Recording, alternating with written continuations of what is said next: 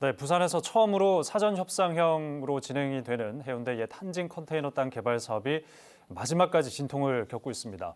앞서 뉴스를 통해서 보셨듯이 마지막 행정적 절차에서 재심의 결정이 났는데 취재 기자와 함께 자세한 얘기 나눠보겠습니다. 이슬 기자 어서 오십시오. 네, 안녕하십니까? 이 한진 컨테이너 야적장 땅 개발 사업 이거 참 논란이 많은데 끝까지 좀 논란이 있는 모양입니다. 네. 마지막 심의에서 어떤 것들이 제동이 걸린 건지 좀 설명을 해주시죠. 네, 먼저 이 개발 사업의 정확한 이름은 사전 협상형 지구 단위 계획입니다. 네. 지구 단위 계획은 말 그대로 땅의 용도를 말하는 거죠. 이 협상을 통해서 용도를 바꿔준다는 건데 사업자가 가져가는 이득이 워낙 크다 보니까 그 대가로 지자체가 공공기여를 받을 수 있도록 하는 겁니다. 예. 이 제도가 처음 적용되는 곳이 부산에서 바로 해운대구 옛 한진 컨테이너 야적장 일대입니다.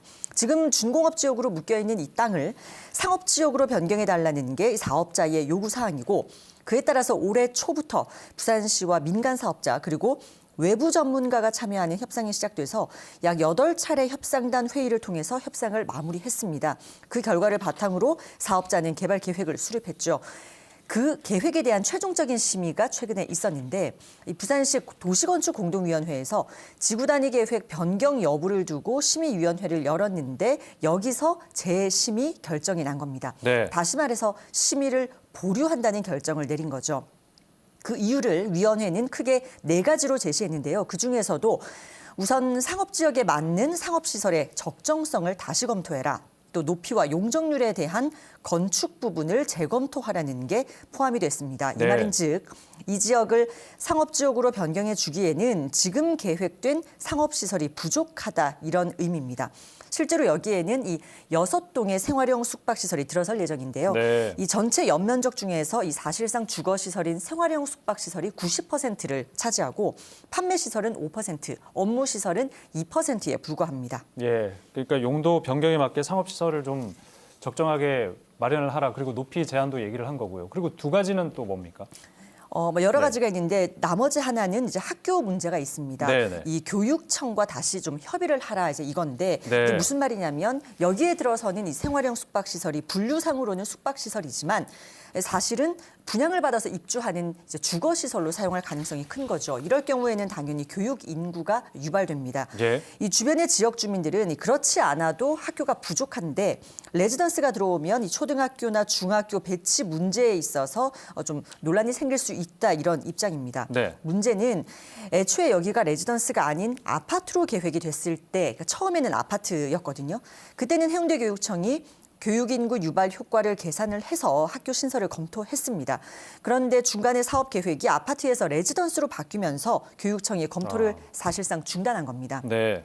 왜냐하면 레지던스 건립에 따른 이 교육 인구 유발 근거가 현재로서는 이 법으로도 없기 때문입니다. 네. 그러니까 도시건축공동위원회는 이 학교 문제를 교육청과 협의하라고 하는데 교육청은 논의가 쉽지 않다 이런 입장인 거 아닙니까? 그러니까 위원회가 재심의 이 지시로 내린 사항을 보완할 수가 없는 상황인 거죠. 이건 말고도 뭐 교통이라든가 일조권, 빌딩풍 같은 문제들도 여전히 논란으로 남아 있습니다. 사업자 네. 측은 어쨌든 대책을 마련해서 보완하겠다 이런 내용을 포함시켜서 계획서를 제출했지만 지역 주민들은 건축 계획이 나오면 법적으로도 대응하겠다는 입장이어서 당분간은 시끄러울 것 같습니다. 네. 그 말씀해주신 크게 이제 4가지 어떤 부분에 대해서 다시 재검토를 하라는 게 도시건축공동위원회 얘기 아니겠습니까? 네. 이제 그러면 마지막 또 회의가 열리게 되면 결론이 날 수 있는 겁니까? 아니면 시간이 좀 더 걸리게 되는 건가요? 네, 어쨌든 부산시 도시건축공동위원회는 이달 말에 다시 열립니다. 이 네. 한진시와의 개발 사업을 두고 말하자면 2차로 심의위원회가 열리는 거죠. 예. 부산시로서는 어떻게든 심의 통과를 원하고 있습니다. 사업의 속도를 내고 싶어 하기 때문이죠. 변수는 이 심의위원들 중에서 1차 위원회에서 그랬던 것처럼 이 개발 계획에 비판적이거나 또는 문제를 제기하는 위원들이 어떤 수준으로 어떻게 대응을 할 것이냐는 겁니다. 네. 한번 재심의 결정이 난 상황에서 또다시 재심의 결정을 내리는 게 현실적으로 무리가 없다고는 볼 수 없지만 워낙 이 사안이 사회적으로 민감하고 또 첫 사례고요. 이 심의위원회가 거수기 역할만 한 게 아니냐는 비판을 나중에 또 받을 수도 있지 않습니까? 네. 그런 것들 때문에 결론이 어떻게 날지 지금으로서는 예측하기가 어렵습니다. 알겠습니다. 이달 말에 열릴 공동위원회, 도시건축공동위원회 그 결과를 또 한번 지켜봐야 될 것 같네요. 이슬 기자 잘 들었습니다. 고맙습니다. 네.